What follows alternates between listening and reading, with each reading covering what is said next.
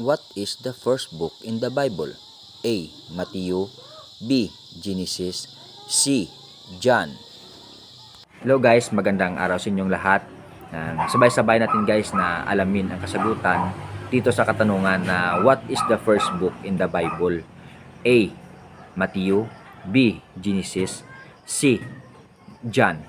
Kaya guys sa pag-alam natin sa kasagutan, ito muna yung gamit ko, yung cellphone, kasi wala pa akong Biblia guys, kasi hindi pa nakabili. Kaya guys, dito muna natin alamin ang kasagutan sa katanungan.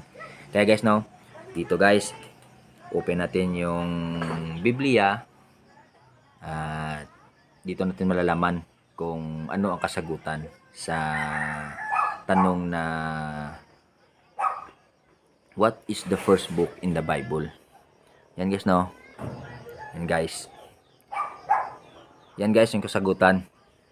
Letter B guys, Genesis yung kasagutan guys sa tanong na what is the first book in the Bible. Kaya guys lagi nating tandaan na naiiba ang taong may kaalaman. Kaya guys, maraming salamat sa pakikinig. God bless everyone.